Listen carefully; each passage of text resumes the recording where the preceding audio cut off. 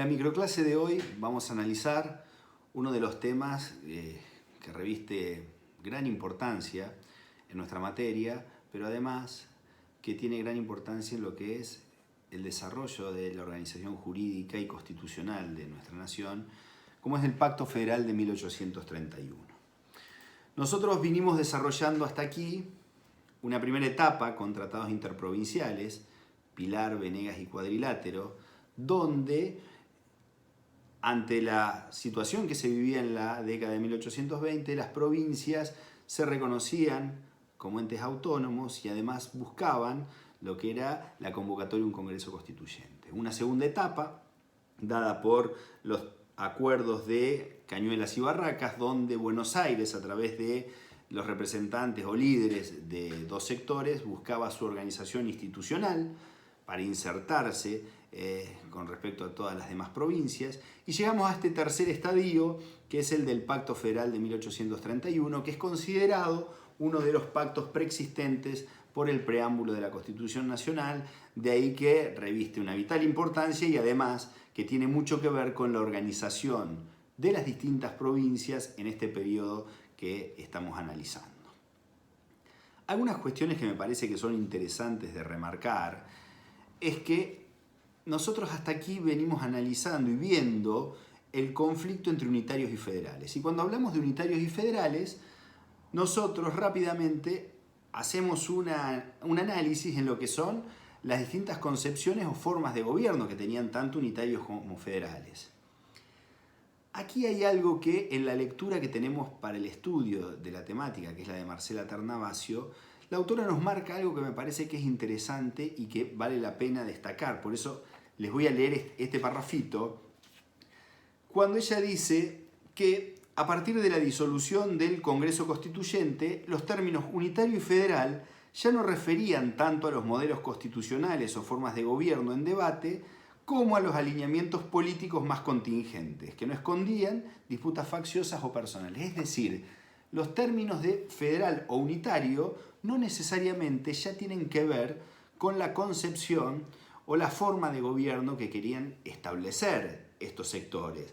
Y esto lo vamos a ver claramente, por ejemplo, con Quiroga en la carta que le envía a Rosas de la Hacienda de Figueroa, donde tiene una concepción de organización en su pensamiento distinta, pero comulga con la organización federal, o en el accionar mismo de Rosas, que va a dificultar el proceso de organización nacional. Pero ¿qué pasa para que se produzca este Pacto Federal de 1831? Pasa que en el año 1830, cuando José María Paz regresa al país y toma el gobierno de Córdoba, propone la creación de una asociación política con otras provincias. Las provincias de Mendoza, San Luis, La Rioja, San Juan, Salta, Tucumán, Santiago del Estero, Catamarca y Córdoba firman el 31 de agosto de 1830 un pacto de unión y alianza. Este pacto tiene dos objetivos primordiales: la seguridad y defensa entre las provincias firmantes de cualquier invasión o afrenta que hubiera de otro poder, y lograr una organización política bajo un sistema constitucional a través de una futura convocatoria a un proceso constituyente. El artículo primero de esta Liga Unitaria del Interior nos marca la constitución del Supremo Poder Militar, que iba a ser encabezado y llevado adelante por el general Paz. Los artículos 8 y 9, que también son importantes, nos marcan un sistema de defensa en cuanto a seguridad interna y externa, y además nos plantea la necesidad de un sistema representativo entre las distintas provincias firmantes.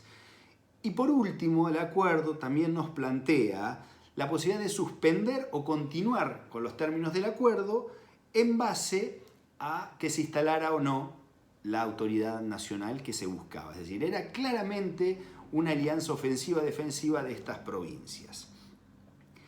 Esta situación, evidentemente que se llama un pacto entre los unitarios, condicionaba al sector federal. En enero de 1831 se llega a la firma del Pacto Federal. Como antecedentes tenemos todos los pactos anteriores de los que veníamos hablando y algunos pactos que se dieron entre las distintas provincias del litoral con la provincia de Buenos Aires. Ahora bien, ¿qué tenemos que decir? Que el Pacto Federal nace en primer término como una oposición a la Liga Unitaria del Interior. Claramente es el primer paso que unifica a las provincias firmantes de este pacto. ¿Qué busca solucionar también? Las discordias económicas que había entre varias de las provincias a partir de lo que había sido la disolución del Virreinato del Río de la Plata. De ahí que vamos a ver que se regulan algunas cuestiones que tienen que ver con la actividad comercial y con la actividad industrial. Se plantea que cada provincia va a mantener su hegemonía y esto, quien principalmente se va a fortalecer, es la provincia de Buenos Aires. Y además va a plantear algunas cuestiones en relación a los impuestos aduaneros que se manejaban y se recaudaban y que daban origen como causa y antecedente a la necesidad de negociar entre las provincias y establecer este pacto federal que se va a firmar en 1831. Ahora bien, ¿cuál es el contenido jurídico o constitucional o antecedente constitucional que tiene este pacto y que nosotros tenemos que remarcar? En primer lugar, vamos a ver que este es un pacto abierto. ¿Quiénes lo firman? Lo firman la provincia de Buenos Aires, la provincia de Santa Fe y la provincia de Entre Ríos. Hay un conflicto con Corrientes que venía negociando para incorporarse también y para firmar este pacto que impide que en una primera instancia sea una de las provincias firmantes. Bueno, el conflicto tiene todas aristas jurídicas de discusión, pero no es por ahí el tema en el que nos vamos a detener, porque definitivamente Corrientes luego se va a incorporar al Pacto Federal de 1831. Pero como les decía, este es un pacto abierto que permite que las distintas provincias se puedan ir incorporando a las originalmente firmantes. El artículo primero que establecía que este era un pacto de unión permanente, de paz y de amistad, tomando como fuente claramente lo que era el Tratado de Unión Perpetua de Estados Unidos, que dio origen a la Confederación de Estados que nosotros conocemos como Estados Unidos. El Pacto Federal habla indistintamente de confederación y federación, más allá de que estos términos técnicamente no sean lo mismo. Habla de que cada una de las provincias mantiene su soberanía y su posibilidad de marcar y de dictar sus distintas instituciones. El artículo 2, ¿de qué nos habla?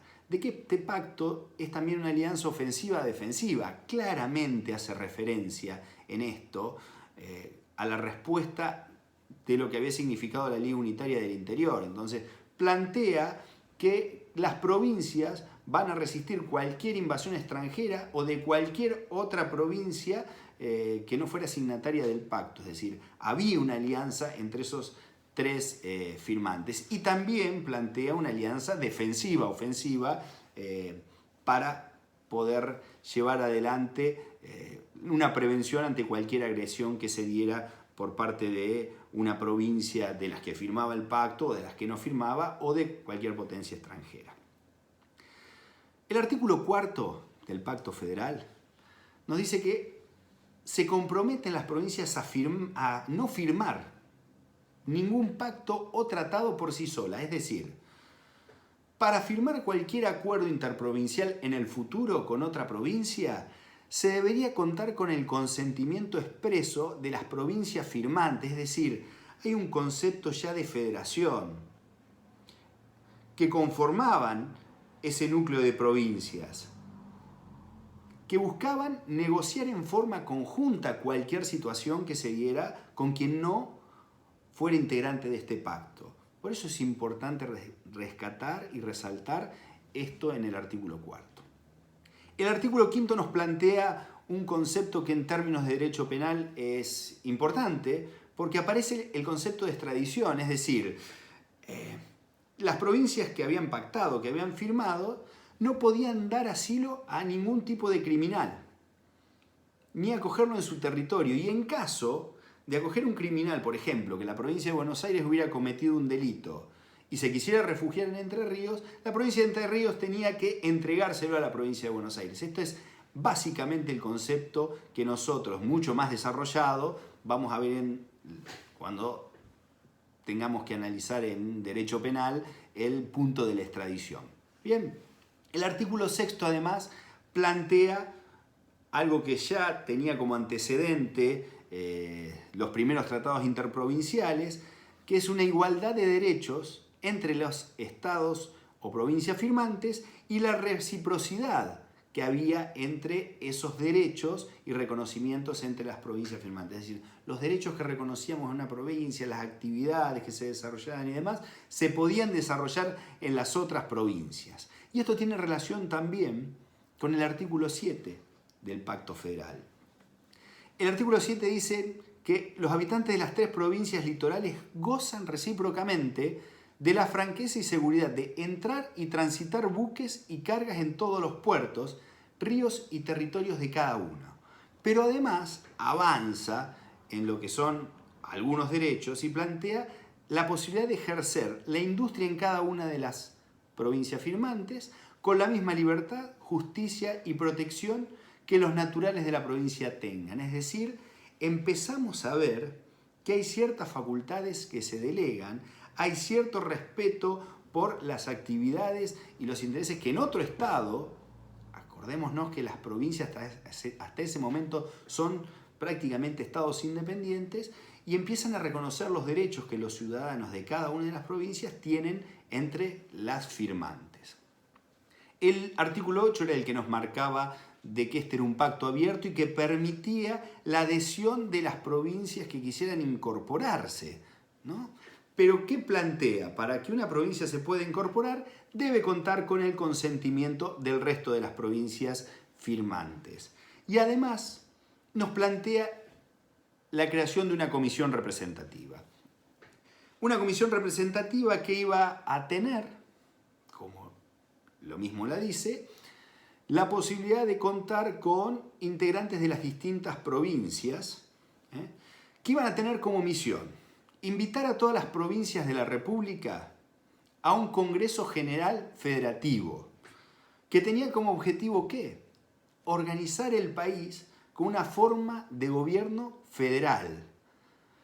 Y acá encontramos lo que había sido uno de los puntos de conflicto. ¿Por qué? Porque Rosas, que cuestionaba esta situación en base a que no estaban las condiciones dadas, logra imponer de que la condición para que ese Congreso constituyente se realizara o se convocara es que el país debía estar en plena libertad y tranquilidad. Esto es una cuestión que vamos a ver termina llevando a que más adelante se produzca el fracaso y la disolución de esta comisión representativa, pero no los distintos puntos del pacto.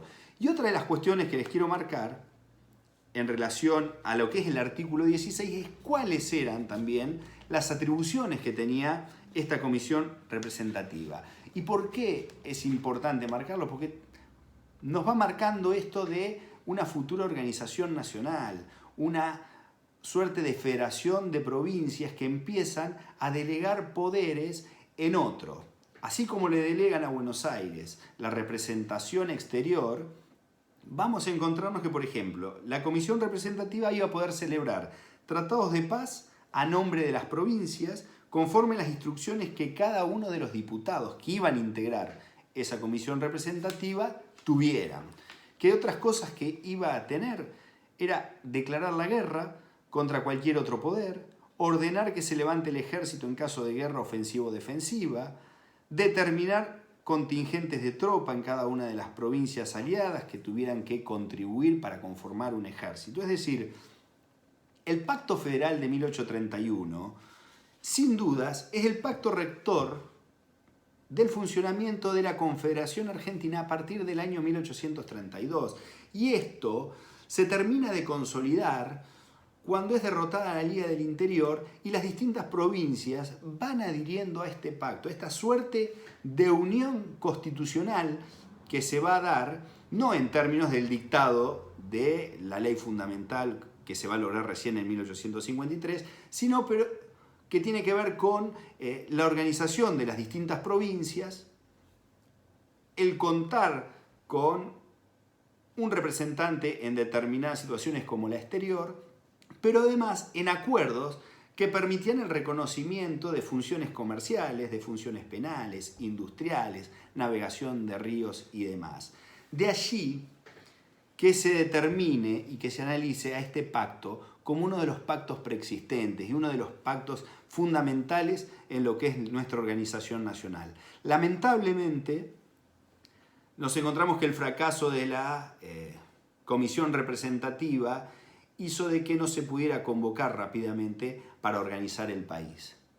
Pero sí que se le da un marco de organización que hasta ese momento ningún otro tratado o pacto había logrado de cara a lo que había sido desde 1810 a la fecha el territorio antes del Virreinato del Río de la Plata, después de las Provincias Unidas de América del Sur y ya de lo que estamos hablando ahora de la Confederación Argentina. De allí que sea tan importante y vital que nosotros analicemos el Pacto Federal de 1831 como uno de los antecedentes sustanciales en lo que es el proceso constituyente que va a desembocar en definitiva en el dictado de la Constitución de 1853 a partir de la derrota de Rosas en la Batalla de Caseros.